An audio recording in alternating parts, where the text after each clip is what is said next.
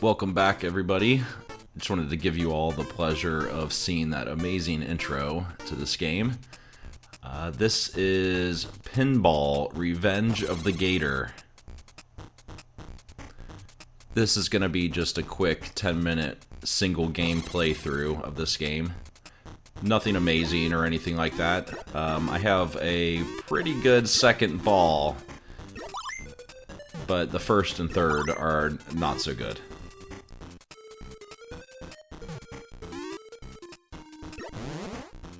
A fun little story about this game. I actually had this game when I was a kid. This was one of my favorite Game Boy games and probably one of my most played.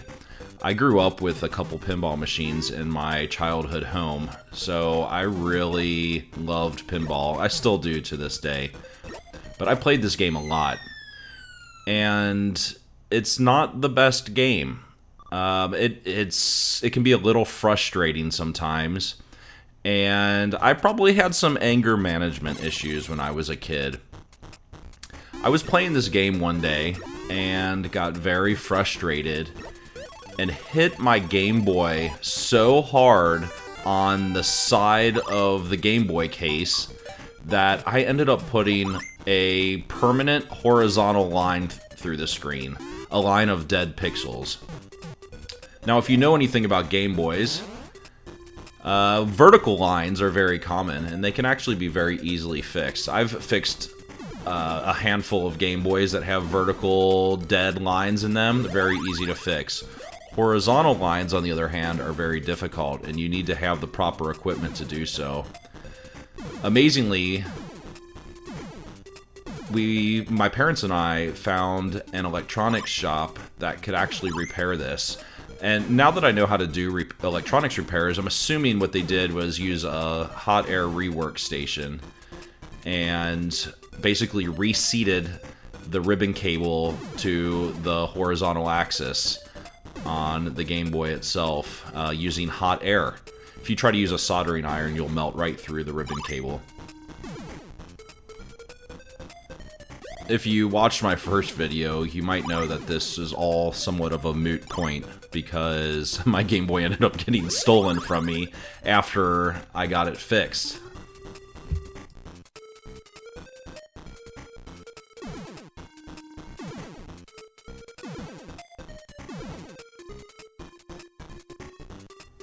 I do end up clearing all these little guys up there, but I don't clear all the pegs. I think you need to clear all the pegs, too, to be able to open this guy's mouth. And if you open his mouth, you can hit the ball in there and get to another bonus stage. I'm pretty sure, if I'm remembering correctly. This second ball, though, is pretty good. I get a lot of points here, and I do end up making it to a bonus stage, and doing okay. But as you'll soon find out, the third ball after this was very short-lived.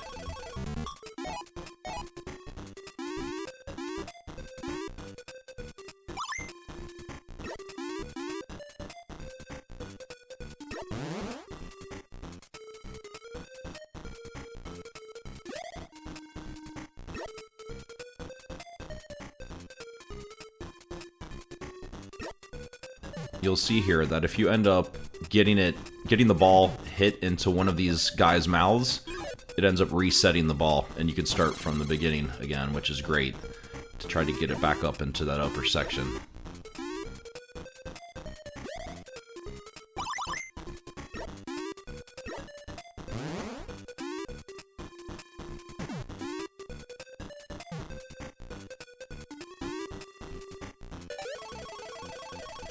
I actually don't have this game complete in box, and this is one game that I would like to find and purchase complete in box, since it was one of my favorite childhood games.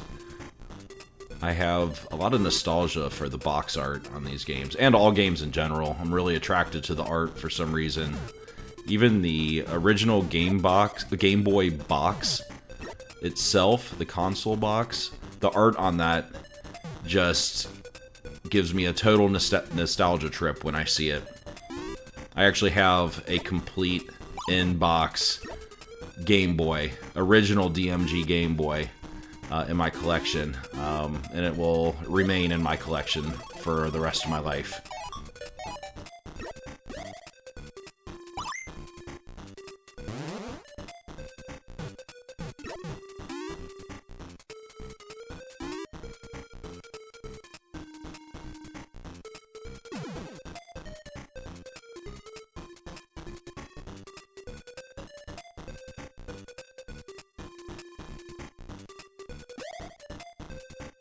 I couldn't quite get these last few pegs up there. They're really hard to get to.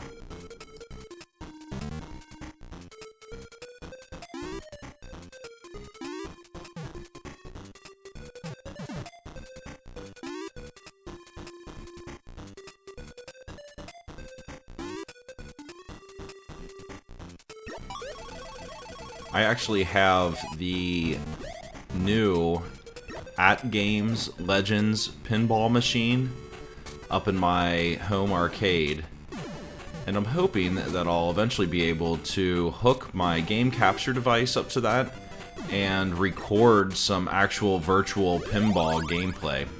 I think that would be pretty neat to be able to do. I'm not sure if it's going to work, but I'm going to give it a shot one of these days.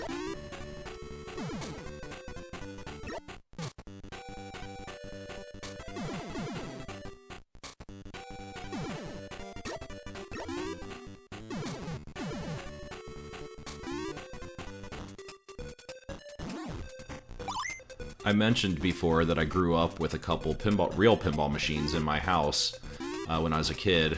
My dad was really into pinball also.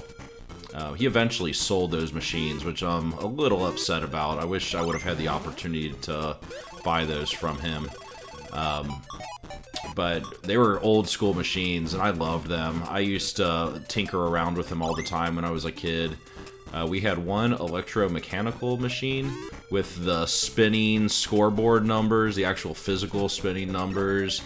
That was a really cool machine. I think it was, I forget what the name of it was. It was something poker related. You had to build a poker hand out of these drop targets by hitting them. We had another one. It was called the Gottlieb Dragon. That was a solid state machine, so it actually had digital scoring on it. It was probably a mid-80s machine or so. I really enjoyed that one too. We used to take the glass off of them, and you could cheat. You know, just put your fingers into all the scores and get the high scores. I loved opening the thing up and messing around with the insides. I always really enjoyed that. I'm hoping someday to add a real pinball machine into my collection, aside from my virtual pinball machine. But they're so crazy expensive right now. Even old machines are going for thousands of dollars, so it's getting a little ridiculous. But anyways, thank you all for watching. That's pretty much it for this. I did get on the scoreboard here, the top 5. Trying to figure out how to get my initials entered here. But thank you for watching. I'm hoping to do some more shorter videos like this, and some longer ones of some full playthroughs, but these short-term pinball games and sports games like this are nice and easy to record. So thanks for watching, and I hope you all have a good one.